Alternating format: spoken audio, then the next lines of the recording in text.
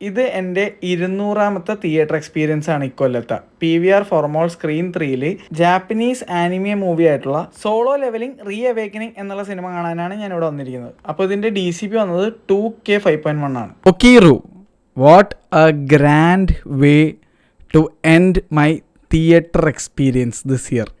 എൻ്റെ 200ാമത്തെ theatre experience ആയിരുന്നു ഈ വർഷത്തെ 2024. അത് ഇന്ന് ഡിസംബർ 31 ഞാൻ തീർക്കുന്നത്, 200 ആക്കുന്നത് ഈ ഒരു ഗംഭീര തിയേറ്റർ എക്സ്പീരിയൻസോടുകൂടിയാണ്. ഈ സിനിമയുടെ DCP 2K 5.1 ആയിരുന്നു. പക്ഷേ ഉണ്ടല്ലോ, എനിക്കത് വിശ്വസിക്കാൻ പറ്റിയില്ല.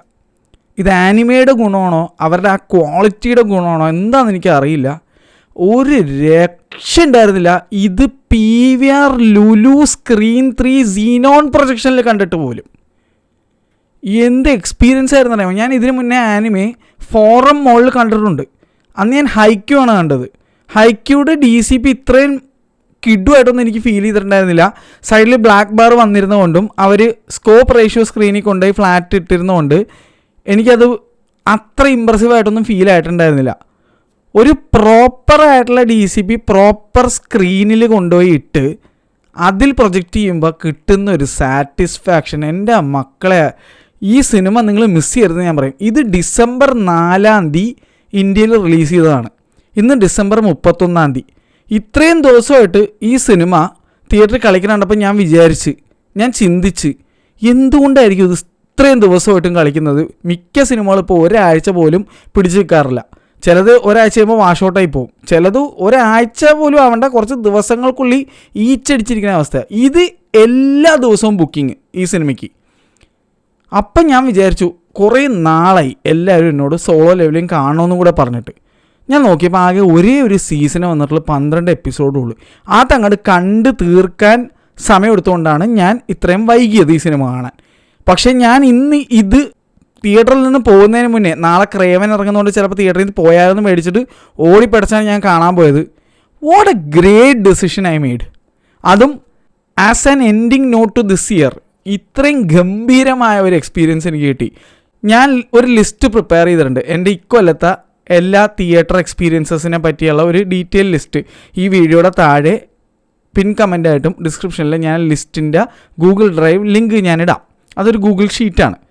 ഏത് സിനിമ, ആ സിനിമയ്ക്ക് പോയപ്പോൾ ഞാൻ എടുത്ത വീഡിയോ, സിനിമയ്ക്ക് വേണ്ടി ഞാൻ എടുത്ത ടിക്കറ്റിൻ്റെ പ്രൈസ്, ഏതായിരുന്നു തിയേറ്റർ, ഏതായിരുന്നു സ്ക്രീൻ, ഏതായിരുന്നു സീറ്റ്, ആ സിനിമയുടെ DCP എന്തായിരുന്നു, ഇതെല്ലാം കളക്ട് ചെയ്തിട്ട് ഞാൻ ഒരു ഷീറ്റ് പ്രിപ്പയർ ചെയ്തിട്ടുണ്ട്. ആ ഷീറ്റ് പ്രിപ്പയർ ചെയ്യാൻ ഒരുപാട് പേര് ഹെൽപ്പ് ചെയ്തിട്ടുണ്ട്. നമ്മുടെ തിയേറ്റർ ഗ്രൂപ്പിലുള്ള പിള്ളേർ, രാഹുൽ, ഒരുപാട് ആൾക്കാർ എന്നെ ഹെൽപ്പ് ചെയ്തിട്ടുണ്ട്. ലിൻഡോ ചേട്ടൻ, ഇവരെല്ലാവരും ഹെൽപ്പ് ചെയ്തിട്ടാണ് ഞാൻ ഈ ഒരു ലിസ്റ്റ് പ്രിപ്പയർ ചെയ്തത്. ഞാൻ പൊതുവേ ലിസ്റ്റ് ഒന്നും പ്രിപ്പയർ ചെയ്യുന്ന ഒരാളൊന്നും അല്ല. പക്ഷേ ഇക്കൊല്ലം കുറേ പേര് എന്നോട് ആവശ്യപ്പെട്ടു. അപ്പോൾ ഞാൻ ഏകദേശം ഒരു 2 മാസം മുന്നെയാണ് ഈ ഷീറ്റ് പ്രിപ്പയർ ചെയ്തത്. ഭാഗ്യത്തിന് ഞാൻ ഏത് സിനിമ കാണാൻ പോയാലും അതിൻ്റെ ടിക്കറ്റ് മാക്സിമം എപ്പോഴും ഞാൻ വീഡിയോയിൽ ഉൾപ്പെടുത്തും. അല്ലെങ്കിൽ അത് ഞാൻ ഫോട്ടോ എടുത്ത് വെക്കുക എന്തെങ്കിലും ചെയ്യാറുണ്ട്. കാരണം നമ്മൾ ഈ സിനിമയുടെ അഭിപ്രായമൊക്കെ പോയി കണ്ടിട്ട് വന്ന് വീഡിയോ ഇട്ടിടുമ്പോൾ കുറേ ആൾക്കാർ നമ്മളെ ബോംബറാക്കാൻ ശ്രമിക്കാറുണ്ട്. റിവ്യൂ ബോംബർ മറ്റേ മറിച്ചേക്കാം. അപ്പോൾ നമുക്ക് നാളെ എന്തെങ്കിലും രീതിയിൽ ഒരു ലീഗലായിട്ടുള്ള ഒരു കാര്യത്തിന് വേണ്ടി നമുക്ക് നമ്മുടെ സൈഡ് പ്രൂവ് ചെയ്യാൻ വേണ്ടി ഇത് നമ്മൾ ആരുടെയും പൈസ കൈപ്പറ്റിയല്ല, പകരം ഞാൻ സ്വന്തമായി ടിക്കറ്റ് എടുത്ത് ഞാൻ സിനിമ കണ്ടിട്ട് അതിൻ്റെ വ്യക്തിപരമായ അഭിപ്രായം ഞാൻ എൻ്റെ ചാനലിൽ ഷെയർ ചെയ്യാമെന്ന് കാണിക്കാൻ വേണ്ടിയായിട്ടും കൂടിയായിട്ട് ഞാനിത് എപ്പോഴും സൂക്ഷിച്ച് വെക്കാറുണ്ട്. അതുകൊണ്ട് തന്നെ എനിക്കിത് ഗുണമായി. ഏത് സീറ്റാണ്, ഏത് തിയേറ്ററാണ്, എത്ര രൂപയായി എന്നുള്ളവരെ ഞാൻ ഡീറ്റെയിൽ ആയിട്ട് ഞാൻ ആ ലിസ്റ്റിൽ കൊടുത്തിട്ടുണ്ട്. എല്ലാം കൂടി ചേർന്ന് ഏകദേശം എനിക്ക് ഇക്കൊല്ലം 75,000 രൂപയാണ് ടിക്കറ്റ് എടുക്കാൻ മാത്രം പൈസ ആയിരിക്കുന്നത്. എൻ്റെ മാത്രം ടിക്കറ്റല്ല, ഞാൻ ആ പർട്ടിക്കുലർ ഷോയിന് പോയപ്പോൾ എത്ര രൂപ ടിക്കറ്റിന് ചിലവാക്കിയിട്ടുണ്ട് അതാണ്. ഫുഡിൻ്റെ ഒന്നും ഞാൻ പ്രിപ്പയർ ചെയ്തിട്ടില്ല. അത് എനിക്കൊന്നും സെപ്പറേറ്റ് ആയിട്ട് എനിക്ക് ലിസ്റ്റ് സൈഡിൽ ആഡ് ചെയ്യേണ്ടി വരും. പക്ഷേ അതൊക്കെ ഒരുപാട് നോക്കിയെടുക്കാൻ ഇത്തിരി പണിയാണ്. എല്ലാം എൻ്റെ കയ്യിൽ ഉണ്ടോയെന്ന് അറിയില്ല. ഉണ്ട്, കാരണം ക്രെഡിറ്റ് കാർഡാണ് ഞാൻ എപ്പോഴും യൂസ് ചെയ്യുന്നത്. ക്യാഷ് കൊടുത്താലും ഞാനത് വീഡിയോയിൽ എപ്പോഴും കാണിക്കാറുണ്ട്. കൂടുതൽ സമയങ്ങളിൽ ഞാൻ കാർഡോ ക്രെഡിറ്റ് കാർഡോ ഗൂഗിൾ പേ ആണ് യൂസ് ചെയ്യുന്നത്. അതുകൊണ്ട് തന്നെ അതൊക്കെ ഞാൻ ഇനി നോക്കിയിരുന്ന് ചെയ്യണം. നോക്കട്ടെ, എനിക്ക് ടൈം കിട്ടുകയാണെങ്കിൽ ഞാൻ തീർച്ചയായിട്ടും ചെയ്യാം. ഞാൻ 2-3 ദിവസമായിട്ട് ഭയങ്കര തിരക്കിലായിപ്പോയി. അതുകൊണ്ട് മാത്രമാണ് മാർക്കോവും റൈഫിൾ ക്ലബ്ബും രണ്ടാമത് കാണാൻ പോകാൻ പറ്റാത്തത്. അമ്മയും അനുപയും ഇതുവരെ മാർക്കോവും കണ്ടിട്ടില്ല, റൈഫിൾ ക്ലബ്ബും കണ്ടിട്ടില്ല. രണ്ടും ഞാൻ തിയേറ്ററിൽ കൊണ്ട് അവരെ കാണിക്കുന്നതാണ്. നിങ്ങൾക്കറിയാമെന്ന് വിചാരിക്കുന്നു, അനുപ ഹോസ്പിറ്റലൈസ്ഡ് ആയിരുന്നു. ഹോസ്പിറ്റലിൽ നിന്ന് അനുപ ഈ അടുത്ത് ഡിസ്ചാർജ് ആയേ ഉള്ളൂ. നല്ല രീതിയിൽ ചെസ്റ്റ് ഇൻഫെക്ഷൻ ഉണ്ട്, അതുകൊണ്ടാണ് തിയേറ്ററിൽ പോയി സിനിമ കാണാൻ പറ്റാത്തത്. അപ്പോൾ അനുപയ്ക്കും കൂടി അത് കാണണമെന്ന് നല്ല ആഗ്രഹമുണ്ട് ഈ 2 സിനിമകളും. അതുകൊണ്ടാണ് ഞാനും പോകാതിരുന്നത്. എന്നിട്ട് പോലും മാർക്കോ എന്തായാലും ഞാൻ 3 തവണ കാണും എന്നുള്ള തീരുമാനം എടുത്തുകൊണ്ട് ഞാൻ രണ്ടാമത് പോകാമെന്ന് വിചാരിച്ച് ലക്ഷ്മി സിനിമാസ് കൊടുങ്ങല്ലൂർ പോകാമെന്ന് വിചാരിച്ചിട്ട് ലക്ഷ്മി സിനിമാസിൽ പോയി കാണാമെന്ന് വിചാരിച്ചിട്ട് ഞാൻ പല ആവർത്തിയും ശ്രമിച്ചു. പക്ഷേ എൻ്റെ ഫാമിലി പരമായിട്ടുള്ള തിരക്കുകൾ മൂലമൊന്നും കൊണ്ട് എനിക്ക് പോകാൻ പറ്റിയിട്ടില്ല. ഞാൻ തീർച്ചയായിട്ടും മാർക്കോ ലക്ഷ്മി സിനിമാസ് കൊടുങ്ങല്ലൂർ തന്നെ പോയി ഞാൻ കാണും. എനിക്ക് ഭയങ്കര ആഗ്രഹമുണ്ട് അവിടെ പോയി കാണാൻ. അതുപോലെ എനിക്ക് കോതമംഗലത്ത് 2-3 തിയേറ്ററിൽ പോകാനുണ്ട്, അതിൻ്റെ വീഡിയോ എടുക്കാനൊക്കെ ഉണ്ട്. ഞാൻ എന്തായാലും പോകുന്നതായിരിക്കും. പിന്നെ നമ്മുടെ ഐസക് മറിയ തിയേറ്ററിൽ കാണുന്നുണ്ടായിരുന്നു, പക്ഷേ അവിടെ റൈഫിൾ ക്ലബ്ബ് ഉണ്ട്, പക്ഷേ മാർക്കോ ഇല്ല. അപ്പോൾ ഞാൻ റൈഫിൾ ക്ലബ്ബ് പറ്റിയാൽ അവിടെ പോയി കാണാം എന്ന് ഞാൻ ആഗ്രഹിക്കുന്നത്. നോക്കട്ടെ, പറ്റിയാൽ ഞാൻ കാണും. അല്ലെങ്കിൽ ഏതെങ്കിലും നല്ല സിനിമ, ഇനിയിപ്പോൾ ഒരുപാട് സിനിമകൾ വരാൻ കിടപ്പുണ്ട്. 2025 കണ്ടമാനം ഗംഭീര സിനിമകളുണ്ട്. അപ്പോൾ അതൊക്കെ കാണാൻ ബാക്കിയുള്ളതുകൊണ്ടാണ് ഞാൻ എന്തായാലും വന്നാൽ വെയിറ്റ് ചെയ്യാമെന്ന് വിചാരിച്ചത്. എനിക്കറിയാം ഈ സിനിമയുടെ അഭിപ്രായം എന്ന് പറഞ്ഞു വന്നിട്ട് ഞാൻ ഇക്കാര്യങ്ങളോട് ഷെയർ ചെയ്യുന്നുണ്ട് എന്നുള്ളത്. ഇതൊരു ചിറ്റാറ്റ് ലെവലിൽ ചെയ്യാമെന്ന് വിചാരിച്ചു. കാരണം ഈ സിനിമയെ പറ്റി എനിക്ക് അധികം പറയണമെന്നില്ല, കാരണം ഇത് ചെന്ന് എക്സ്പീരിയൻസ് ചെയ്യേണ്ട ഒരു സാധനമാണ്. അപ്പോൾ Solo Leveling fans out there definitely don't miss this movie. ഇത് കിടുവായിരിക്കും. പിന്നെ എനിക്കൊരു എടുത്ത് പറയാനുള്ള കാര്യം, ഇതുവരെ സോളോ ലെവലിംഗ് കാണാത്ത ഒരാളാണെങ്കിൽ പോലും ഈ സിനിമ കാണാൻ പറ്റും. അതിൻ്റെ റീസൺ ഞാൻ പറഞ്ഞുതരാം. ഏകദേശം 2 മണിക്കൂറാണ് ഈ സിനിമ. പക്ഷേ ആദ്യത്തെ 1 മണിക്കൂറും 5 മിനിറ്റ് അല്ലെങ്കിൽ 10 മിനിറ്റ്, 1 മണിക്കൂർ 5 മിനിറ്റ് അല്ലെങ്കിൽ 1 മണിക്കൂർ 10 മിനിറ്റ്, അതായത് ഇൻ്റർവെൽ ഏകദേശം 1 മണിക്കൂറാകുമ്പോൾ അതിനുശേഷം ഒരു 5-10 മിനിറ്റിന് ശേഷം ആണ് സീസൺ 2ൻ്റെ കാര്യങ്ങൾ ഇതിലേക്ക് വരുന്നത്. അല്ലെങ്കിൽ അത്രയും നേരം കാണിച്ചത് സീസൺ 1ൻ്റെ ഒരു റീക്യാപ്പ് പോലെ, ഒരു റീടെല്ലിംഗ് പോലെയാണ്. കുറച്ചുകൂടി മ്യൂസിക്കൊക്കെ ആഡ് ചെയ്ത് ആ രീതിയിലൊരു സംഭവമാണ് കാണിച്ചത്. എന്തായാലും കിടിലൻ സാധനമാണ്. ഇതിലെ ക്യാരക്ടേഴ്സിനെ പറ്റിയൊന്നും ഞാൻ കൂടുതൽ പറയാൻ പോകുന്നില്ല, കാരണം ഒരുപാട് പേര് ചിലപ്പോൾ കണ്ടിട്ടുണ്ടാവില്ല, അപ്പോൾ സ്പോയിലറാവും എന്ത് പറഞ്ഞാലും. പക്ഷേ ഞാൻ ഒരു കാര്യം പറയാം, കിടിലൻ ക്യാരക്ടർ ആർക്കാണ്. ഇത് കണ്ടപ്പോൾ എനിക്ക് മനസ്സിൽ വന്ന കാര്യം എന്ന് വെച്ചാൽ, എൻ്റെ പൊന്നോ, നാറൂട്ടോവും നമ്മുടെ വൺ പഞ്ച് മാനും അതുപോലെ Death Note, AOT Attack on Titan, ഇതെല്ലാം തിയേറ്ററിൽ റിലീസ് ചെയ്യണമായിരുന്നു. ഞാൻ മനസ്സിലാലോചിച്ചാൽ Might Guy versus Madara fight, പക്ഷെ എൻ്റെ മുന്നേ അത് സ്ക്രീനിൽ കാണുമ്പോൾ എന്തായിരിക്കും ഈ തിയേറ്ററിൽ അല്ലെങ്കിൽ PXL ചെന്ന് കാണുമ്പോൾ എന്ത് ഫീലായിരിക്കും ഇവിടെ എന്ന് ഞാൻ ആലോചിച്ചത്. ഈ സിനിമ PXL ഇട്ട് പോലില്ല. ഇത് PXL കാണേണ്ട പാടാണ്, കാരണം ഫ്ലാറ്റ് റേഷ്യോ ആണ്. എൻ്റെ പൊന്നു എന്ത് രസമാണ്. ഞാൻ ആലോചിക്കണം, 2K റെസൊല്യൂഷൻ 5.1 കണ്ടിട്ട് പോലും എൻ്റെ കിളി പറന്ന്. എനിക്ക് ഭയങ്കര ഇഷ്ടമായി. ഞാൻ ഒരു കാര്യം ഞാൻ തീരുമാനിച്ചു, എനിക്കിഷ്ടമുള്ള ആനിമയുടെ സിനിമകൾ എന്ത് കാരണവശാലും ഞാൻ ഇനി തിയേറ്ററിൽ പോയി ഫ്ലാറ്റ് റേഷ്യോ സ്ക്രീനിലുണ്ടെങ്കിൽ കാണും. കാരണം എന്താ വെച്ച് കഴിഞ്ഞാൽ, ഡീമൺ സ്ലെയർ 2 സിനിമകൾ വന്നതും എനിക്ക് മിസ്സായി. ഈവൻ നമ്മുടെ വെന്തേ പോലും അതിൻ്റെ ഷോ ഇട്ടിട്ടുണ്ടായിരുന്നു, പക്ഷേ ബ്ലാക്ക് ബാർ ഉണ്ടെന്നുള്ള കാരണത്താൽ ഞാൻ പോകാതിരുന്നു. ശരിക്കും പറഞ്ഞാൽ പോകണമായിരുന്നു. പിന്നെ അന്ന് വേറെ റീസൺ കൂടി ഉണ്ടായിരുന്നു. ഡീമൺ സ്ലെയർ ഞാൻ അപ്പോഴേക്കും സിനിമ കാണാൻ വേണ്ടിയായിട്ട് അതിന് മുന്നേയുള്ള എല്ലാ എപ്പിസോഡ്സും കണ്ട് തീർന്നിട്ടുണ്ടായിരുന്നില്ല. അപ്പോൾ വല്ലതും സ്പോയിലായല്ലോ എന്ന് വിചാരിച്ചാണ് സിനിമ കാണാമായിരുന്നത്. ഇപ്പോൾ തോന്നുന്നത് മണ്ടത്തരായിരുന്നു. ശരിക്കും പറഞ്ഞാൽ ഇത് കാണണമായിരുന്നു. പിന്നെ ഒരു ഗുഡ് ന്യൂസ് എനിക്ക് വനിതയുടെ കേസിൽ പറയാനുണ്ട്, പക്ഷേ അതിപ്പോൾ പറയുന്നില്ല. ലിൻഡോ ചേട്ടൻ ആയിട്ട് ഞാൻ ഒരു സംസാരം ഉണ്ടായിരുന്നു. നമുക്കെല്ലാവർക്കും ഭയങ്കര നല്ലൊരു അടിപൊളി അപ്ഡേറ്റ് ഒക്കെ വരുന്നുണ്ട്. അതെന്തായാലും ചെയ്തതിന് ശേഷം അതെപ്പോഴാണ് എനിക്ക് പറയാൻ പറ്റുന്നത് അപ്പോൾ ഞാൻ പറയാം. എന്തായാലും don't miss any flat ratio movies in theatre, ഞാൻ എടുത്ത് പറയും. കാരണം സ്പെഷ്യലി ആനിമ ആണെങ്കിൽ എൻ്റെ പൊന്നെ ഇതൊരു എക്സ്പീരിയൻസ് തന്നെയായിരുന്നു. ഞാൻ ഒരു ചെറിയ സാമ്പിൾ ഗൂഗിൾ ഡ്രൈവിലാക്കിയിട്ട് നിങ്ങളെ കാണിച്ചു തരാം. ഇതിൻ്റെ ക്ലാരിറ്റി എത്രത്തോളം ഉണ്ടായിരുന്നു എന്ന് മനസ്സിലാക്കിക്കാനാണ്. ഇത് 4K ആണെന്ന് എന്നോട് പറഞ്ഞാൽ ഞാൻ വിശ്വസിച്ചാൻ. അത്രയും അടിപൊളി DCP ആണ് ഈ സിനിമയുടെ വന്നിരിക്കുന്നത്. എൻ്റെ പൊന്നെ, അത് സീനോളിൽ കണ്ടിട്ട് പോലും എനിക്ക് കിളി പറഞ്ഞു. അപ്പം ഞാൻ ആലോചിച്ചത്, ഈ പടം IMAX-ൽ ഇട്ടിരുന്നെങ്കിൽ, ഇത് എനിക്ക് തോന്നുന്നത് ഇത് IMAX-ൽ ഉണ്ടായിരുന്നു തോന്നുന്നു, പക്ഷേ നമ്മുടെ കൊച്ചി IMAX-ൽ സാധനം വന്നില്ല.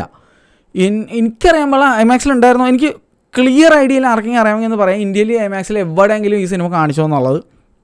സോളോ ലെവലിംഗ് അവേക്കനിങ് IMAX-ൽ എവിടെയെങ്കിലും ഇട്ടോ എന്നുള്ളത്. അറ്റ്ലീസ്റ്റ് PXL കാണേണ്ട പാടാണത്.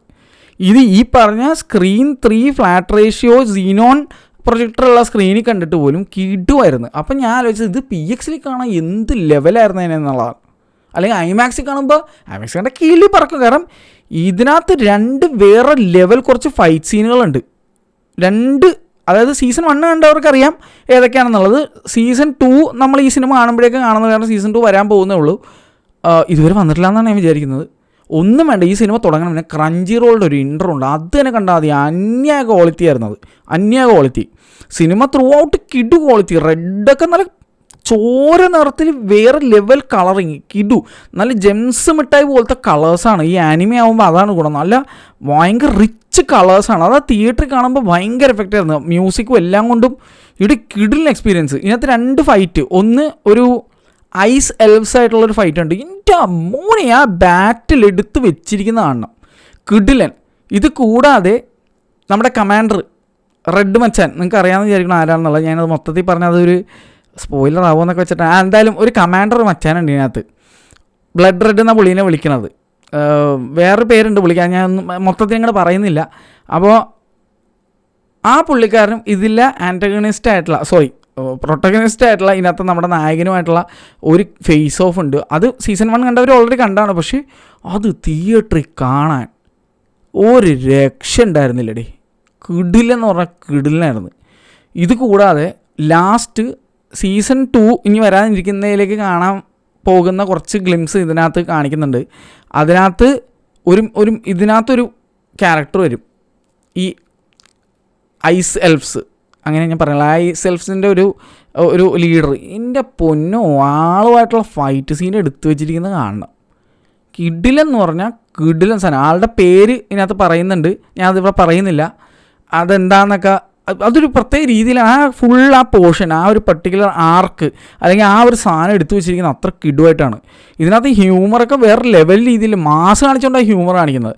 അതെന്താണെന്ന് ഞാൻ പറയില്ല, നിങ്ങൾ ഇത് കണ്ടിരിക്കണം. ഒരു ആനിമേ ഫാനാണെങ്കിൽ സോളോ ലെവലിംഗ് സീസൺ 1 കണ്ടിട്ടില്ലെങ്കിൽ പോലും നിങ്ങൾ ഈ സിനിമ ഒന്ന് കാണുമ്പോൾ നിങ്ങൾ എന്തായാലും സീസൺ 1ഉം 2ഉം എന്തായാലും ഇരുന്ന് കാണും, ഒന്നുകൂടി ഇരുന്ന് കാണും. കാരണം അത്ര നിങ്ങൾക്ക് ഇഷ്ടപ്പെടും. ഞാൻ ഒരുപാട് ആനിമേ സിനിമകളൊന്നും തിയേറ്ററിൽ കണ്ടിട്ടില്ലെങ്കിൽ പോലും ഞാൻ പറയുകയാണ്, ഇനി ഞാൻ ഫ്ലാറ്റ് റേഷ്യോ സ്ക്രീനിലാണ് ആനിമേ ചിത്രം വരുന്നുണ്ടെങ്കിൽ ഞാൻ മിസ് ചെയ്യില്ല. കാരണം കിടിലൻ തിയേറ്റർ വാച്ചായിരുന്നു, കിടിലം. അതും എനിക്ക് ഭയങ്കര സന്തോഷമായത് ഡിസംബർ 31 ഈ വർഷത്തെ അവസാനത്തെ ദിവസം തന്നെ വേറെ ലെവൽ ഒരു എക്സ്പീരിയൻസ് എനിക്ക് കിട്ടിയെന്നുള്ളതാണ്. അത് ഞാൻ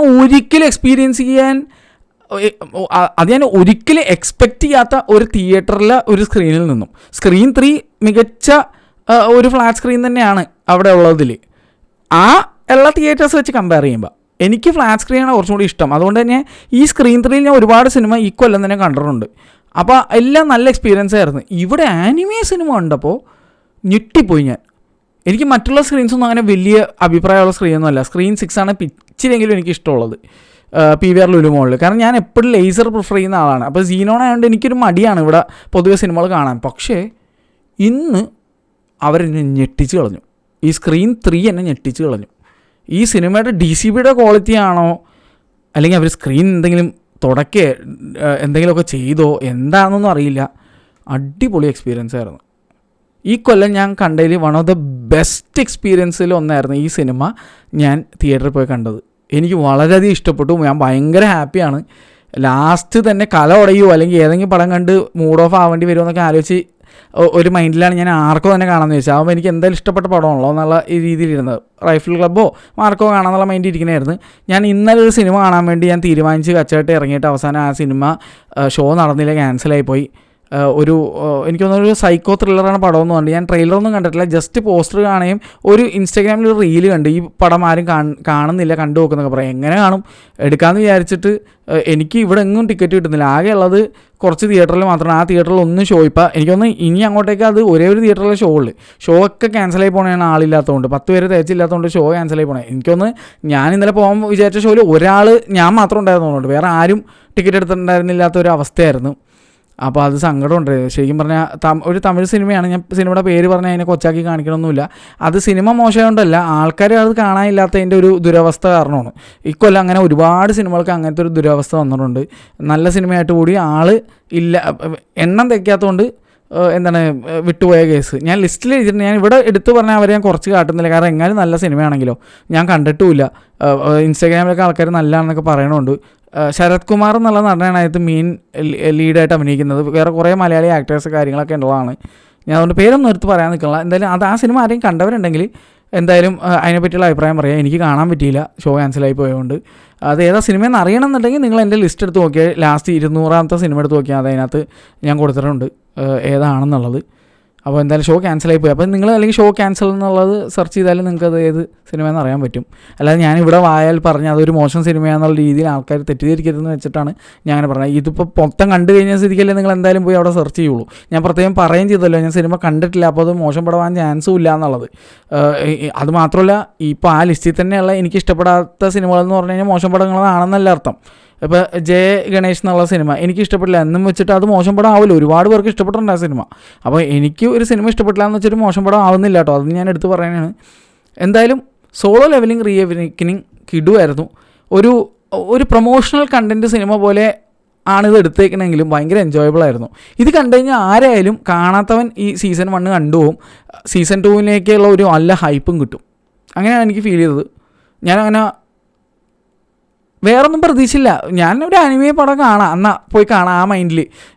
ഡിസംബർ 4 ഇറങ്ങിയ ഒരു സിനിമ ഇത്രയും ദിവസം നമ്മുടെ ഇവിടെ കൊച്ചിയിൽ, അതൊരു ജാപ്പനീസ് സിനിമ. അത് പറയാൻ മറന്നുപോയി, ജാപ്പനീസിലാണ് പടം, ഇംഗ്ലീഷ് സബ്ടൈറ്റിൽസാണ് ഉണ്ടായത്. എനിക്ക് ജാപ്പനീസ് മൊത്തത്തിലൊന്നും കേട്ടാൽ മനസ്സിലാകത്തൊന്നുമില്ല. ആനിമേ കണ്ടുള്ള കുറച്ച് പരിചയങ്ങൾ മാത്രമേ ഉള്ളൂ. നിങ്ങളെപ്പോലെയുള്ള കുറച്ച് ടേംസ് മാത്രം അറിയാമെന്നല്ലാതെ ബാക്കി മൊത്തം ഞാൻ സബ്ടൈറ്റിൽ ഡിപ്പെൻഡൻ്റ് ആയിട്ട് തന്നെയാണ് കണ്ടത്. എന്തായാലും ഇതുപോലെയുള്ള നല്ല നല്ല ആനിമേ മൂവീസ് ഇനിയും തിയേറ്ററിലേക്ക് വരട്ടെ, അതും ഫ്ലാറ്റ് സ്ക്രീനിൽ തന്നെ വരട്ടെ. അപ്പോൾ നമുക്ക് ഫുൾ സ്ക്രീനിലൊക്കെ കാണാൻ പറ്റും. എന്തായാലും ഞാൻ അങ്ങനെ പോയി കാണുന്ന ഏതെങ്കിലും സിനിമകളൊക്കെ ഉണ്ടെങ്കിൽ അതിൻ്റെ അഭിപ്രായം ഞാൻ ഇട്ടേക്കാം. ലിസ്റ്റ് എടുത്ത് നോക്കാൻ മറക്കണ്ട. I am very happy with this year. Malayala സിനിമയ്ക്ക് ഒരുപാട് നല്ല നല്ല സിനിമകൾ നൽകിയ ഒരു വർഷമാണ്. എത്രയൊക്കെ ലോസ് ഉണ്ടായി, എന്തൊക്കെ ഡിസപ്പോയിൻമെൻറ്റ്സ് ഉണ്ടായി എന്ന് പറഞ്ഞാൽ പോലും മലയാള സിനിമയിൽ കിടിലം കുറേ സിനിമകൾ കൊല്ലം ഉണ്ടായിട്ടുണ്ടായിരുന്നു. അപ്പോൾ എൻ്റെ ടോപ്പ് 10 ലിസ്റ്റ് നിങ്ങൾക്ക് അറിയണമെന്നുണ്ടെങ്കിൽ നിങ്ങൾ എന്നോട് പറയാൻ ഒരു സെപ്പറേറ്റ് വീഡിയോ ആയിട്ട് നാളെ ഞാൻ ചെയ്യാം. നാളെ എങ്ങനെയാണെന്ന് എനിക്കറിയില്ല, ചെയ്യാൻ സമയം കിട്ടുമോ എന്നുള്ളത്. അടുത്ത ദിവസം ചെയ്യാം. നിങ്ങളൊന്ന് കമൻറ്റ് ചെയ്യുക എൻ്റെ ടോപ്പ് ഇഷ്ടപ്പെട്ട മലയാള സിനിമകൾ, അല്ലെങ്കിൽ ടോപ്പ് 10 ഫ്രം ഈച്ച് ലാംഗ്വേജസോ അങ്ങനെ എന്തെങ്കിലും രീതിയിൽ എന്തെങ്കിലും ചെയ്യണമെന്നുണ്ടെങ്കിൽ ഒന്ന് കമൻറ്റ് ചെയ്യുക. ഞാൻ അനുസരിച്ച് വീഡിയോ ചെയ്യാം. എന്തായാലും തൽക്കാലത്തേക്ക് നിങ്ങൾ ലിസ്റ്റ് എടുത്ത് നോക്കുക. 200 സിനിമകളുടെ ഞാൻ കാര്യങ്ങൾ ഡീറ്റെയിൽ ആയിട്ട് ഇട്ടിട്ടുണ്ട്. തികച്ചും എൻ്റെ വ്യക്തിപരമായ അഭിപ്രായം മാത്രമാണ്. DCP ഒക്കെ ഏതൊക്കെയാണെന്ന് അറിയാനായിട്ട് അതും നിങ്ങൾക്ക് നോക്കാം. അതൊക്കെ ഫുള്ള് ഞാനവിടെ സോർട്ട് ചെയ്ത് വെച്ചിട്ടുണ്ട് with the help of my friends. അപ്പോൾ എന്തായാലും thank you so much to everybody who watched all my videos this year. Cinema എന്നല്ല, എല്ലാ തരം വീഡിയോസ് കണ്ട് എന്നെ സപ്പോർട്ട് ചെയ്ത എല്ലാവർക്കും ഒരു നന്ദി കൂടെ പറയുന്നു. എല്ലാവർക്കും ഒരു അഡ്വാൻസ് ഹാപ്പി ന്യൂ ഇയർ കൂടെ വിഷ് ചെയ്യുന്നു. അപ്പോൾ thank you to my friends, family, viewers. Wish you all a very happy new year. Bye bye.